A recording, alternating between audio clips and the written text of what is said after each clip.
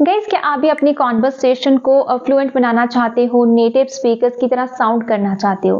I am not talking about accent here, I am talking about the way they speak. मतलब जितनी fluency से, जितने fast way में वो बोलते हैं, कि आप भी वैसे साउंड करना चाहते हो, इजीली कर सकते हो with the help of advanced phrases. बहुत सारी ऐसी फ्रेजेस हैं जो नेटिव स्पीकर्स यूज करते हैं। इवन आई से कि मोस्ट ऑफ द टाइम वो फ्रेजेस ही यूज करते हैं। Phrasal verbs, advanced vocabulary, phrases means idioms use करते हैं। तो आज की वीडियो में भी हम ऐसे ही कुछ इडियम्स की बात करेंगे, इडियम्स को कवर करेंगे जो हम अपनी डे टू डे कॉन्वर्सेशन में इजीली यूज करके अपनी कॉन्वर्सेशन को रियली इंप्रेसिव बना सकते हैं।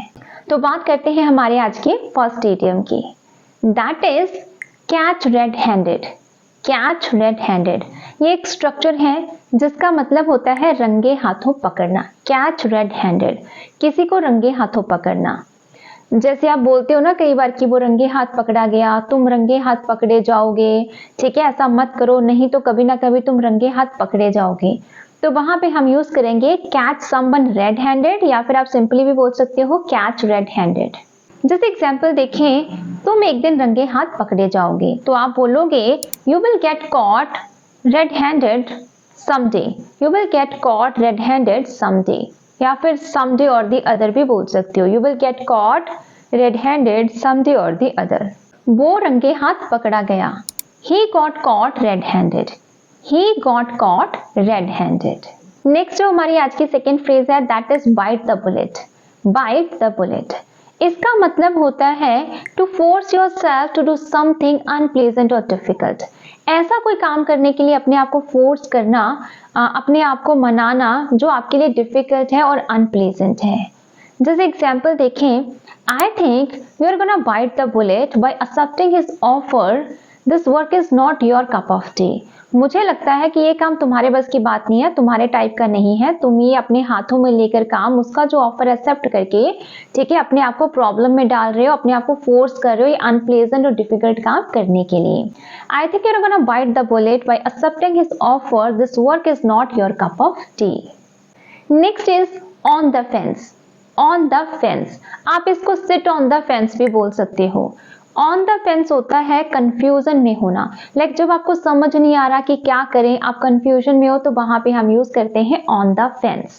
जैसे I am still on the fence whether I should go there और नॉट। अभी भी मैं कंफ्यूजन में हूँ, सोच रहा हूँ, समझ नहीं आ रहा कि मैं वहां जाऊं या ना जाऊं। मतलब अभी भी आपके माइंड में दो थॉट्स चल रहे हैं, करूं ना करूं, सोच रहे हो उस बारे में, कंफ्यूज हो। I am still on the fence whether I should go there और नॉट। नेक्स्ट जो हमारी फ्रेज है, that is when pigs fly. When pigs fly, इसका मतलब होता है नेवर। ऐसा कोई काम जो कभी नहीं होने वाला, ऐसा कोई पर्सन जो कभी नहीं बदलने वाला। मतलब जहां पे नेवर की बात आ जाती है, तो वहां पे हम यूज करते हैं व्हेन पिग्स फ्लाई। नेवर है मीनिंग, लेकिन हम जो सेंटेंसेस बनाएंगे वो पॉजिटिव में बनेंगे।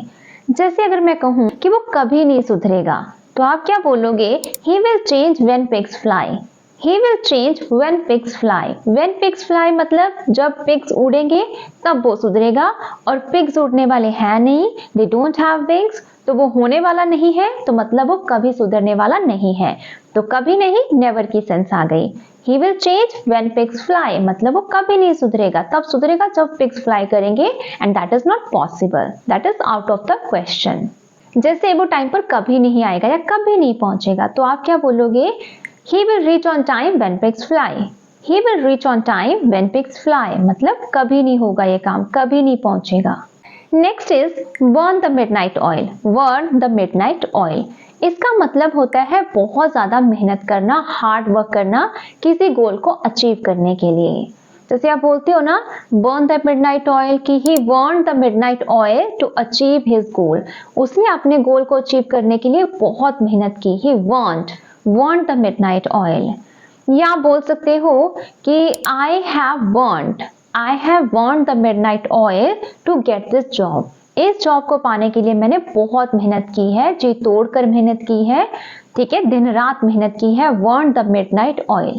आप अपने हिसाब से सेंटेंसेस बना सकते हो। जैसे she is burning the midnight oil to pass her exam। वो अपने एग्जाम को पास करने के लिए बहुत ही ज्यादा मेहनत कर रही है, जी तोड़ कर मेहनत कर रही है।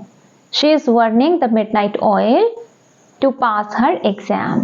नेक्स्ट है good things come to those who wait. मतलब अच्छी चीजें उनके पास आती हैं, हमेशा उनके साथ अच्छा होता है जो वेट करते हैं, मतलब जो पेशेंस पर्सन होते हैं, जिनके पास पेशेंस होता है, तो मतलब सब्र होता है। किसी भी चीज को पाने के लिए आपको सब्र करना जरूरी है, आपको पेशेंस होना जरूरी है। तो इसलिए हम यूज करते हैं कि good things come to those who wait, मतलब जो पेशेंस पर्सन है, जिनको सब्र है। जैसे just relax, don't be hurry, good things come to those who wait. Just शांत हो जाओ, ज्यादा चिंता मत करो, अच्छी चीजें उनके साथ होती हैं जो वेट करते हैं, जो पेशेंस होते हैं, मतलब जिनको पेशेंस होते हैं। Just relax, don't be hurry, don't rush भी बोल सकते हो। Just relax, don't rush, good things come to those who wait. Next अगर हम अपनी फ्रेज की बात करें, that is in a nutshell. In a nutshell, ये आपने बहुत सुना होगा वीडियोस में, मूवीज में, या तो फिर स्पीचेस में। इन अ नटशेल का मतलब होता है इन ब्रीफ, टू कंक्लूड, जैसे हम बोल देते हैं। छोटी सी बात, मतलब बहुत बड़ी बात को हम थोड़ा शॉर्ट करके बताते हैं, कंक्लूजन करके बता देते हैं, इन अ नटशेल हम बोल देते हैं। To conclude, long story short, in short, हम इसको ऐसे भी बोल देते हैं अपनी कॉन्वर्सेशन में। तो जब भी आपको बोलना है इन ब्रीफ, तो आप बोलोगे इन अ नटशेल। जैसे एग्जाम्पल देखें, in a nutshell everything is well. In a nutshell everything is well. ठीक है, शॉर्ट में बताऊं तो सब कुछ ठीक है। या फिर in a nutshell everything is going well, short में बताऊं तो सब ठीक ठाक चल रहा है। तो आप इसको अपनी कॉन्वर्सेशन में यूज कर सकते हो, in a nutshell. The ball is in your court. The ball is in your court, ये तो आपने बहुत सुना होगा। इसका मतलब होता है कि इट्स अप टू यू। मतलब जब आप बोलते हो ना कि मैंने अपनी रिस्पॉन्सिबिलिटी पूरी कर दी, मेरे एंड से जो मैं कर सकता था या कर सकती थी मैंने कर दिया, अभी आप पर है कि आप इस काम को आगे कैसे ले जाते हो, या आप इस पे एक्शन कैसे लेते हो। अब आप पे डिपेंड करता है, आगे का काम आपका है। The ball is in your court, मतलब अभी आप पे डिपेंड करता है, इट्स अप टू यू, कि आप आगे किसी चीज को कैसे ले जाते हो या किसी चीज को कैसे करते हो। दूसरे पर्सन ने अपना काम पूरा कर दिया। जैसे मैं बोलूं कि आई have told you everything, now the ball is in your court. मैंने आपको सब कुछ बता दिया है, जो था वो बता दिया है, अभी आप पर है कि आप इस चीज को कैसे लेते हो, इस पे कैसे काम करते हो। कोई भी इंफॉर्मेशन मतलब आपने सामने वाले को दे दी। I have told you everything, now the ball is in your court. Next जो फ्रेज है that is very interesting, eat your heart out. Eat your heart out means feel jealous or feel sad about something। अब कुछ हो गया है आपके साथ, या तो आप उस चीज से जेलस हो, या तो फिर आप उस चीज से बहुत ज्यादा अपसेट हो, सैड हो। तो उस चीज को लेकर आप अभी भी सोच रहे हो, डिलेमा में हो, परेशान हो, अपसेट हो, या फिर जेलस हो किसी चीज को लेकर। दोनों सिचुएशंस में हम यूज करते हैं ईट योर हार्ट आउट। जैसे एग्जाम्पल देखें, she is still eating her heart out। she is still eating her heart out over being fired from the job। मतलब जॉब से फायर करने की वजह से अभी भी वो अपसेट है, अभी भी वो परेशान है, बहुत सोच रही है उस बारे में, उसी में लगी हुई है सोचने में। she is still eating her heart out over being fired from the job। Next अगर हम फ्रेज की बात करें, that is to get your act together. To get your act together, इसका मतलब होता है to organise your self to do something. अपने आप को अच्छे तरीके से ऑर्गेनाइज करना, डिसिप्लिन करना कोई काम करने के लिए। मतलब अभी तक आप जो है उस चीज को लूज ले रहे थे, मतलब ज्यादा सीरियस नहीं ले रहे थे, लाइटली ले रहे थे, किसी चीज को किसी काम को कर नहीं रहे थे, बट अब आपको लगता है कि नहीं, अब मुझे ऑर्गेनाइज होना पड़ेगा किसी चीज को पाने के लिए या किसी काम को करने के लिए। तो वहां पे हम यूज करते हैं गेट योर एक्ट टुगेदर। जैसे my room is messed up, I think I should get my act together and clean it. जैसे एक और एग्जाम्पल देखें, get your act together and clean the table. अपने आप को ऑर्गेनाइज करो और इस टेबल को क्लीन करो। ऑर्गेनाइज करो अपने आप को, डिसिप्लिन करो और इस टेबल को क्लीन कर दो। Gate your act together and clean the table. आप इसको अपने हिसाब से यूज कर सकते हो, जिस भी सिचुएशन में आप यूज करना चाहते हो।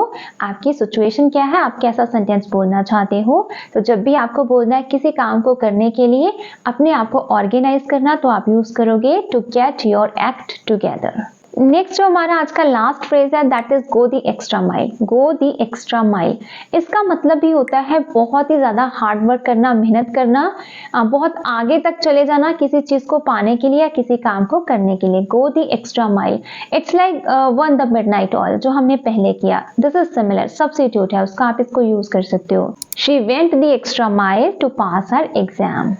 She is going the extra mile. She is going the extra mile to get that job. वो जॉब पाने के लिए वो बहुत मेहनत कर रही है। She is going the extra mile to get that job.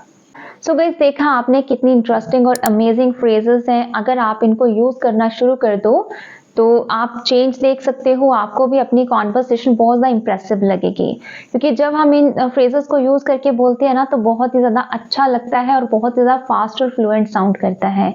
आप एक बार यूज़ तो करके देखो, डेली एक फ्रेज को ऐड करो अपनी कॉन्वर्सेशन में। टाइम है तो 2 फ्रेजेस को लर्न करके अपनी कॉन्वर्सेशन में ऐड कर लो। ये बहुत कॉमन है, ऐसा कोई एक्सक्यूज नहीं है कि नहीं मुझे तो सिचुएशन ही नहीं आती जहां पे मुझे ये फ्रेजेस यूज करनी हो। कहीं ना कहीं डेली कॉन्वर्सेशन में इनमें से किसी ना किसी फ्रेज का जरूर यूज हो जाता है, तो आप इनको यूज करना स्टार्ट करो। तो it's all about today's video. अगर आपको पसंद आई please like and subscribe my channel for more content. I will meet you in the new video with new phrases and structures. Till that time, all the best, good luck, bye bye.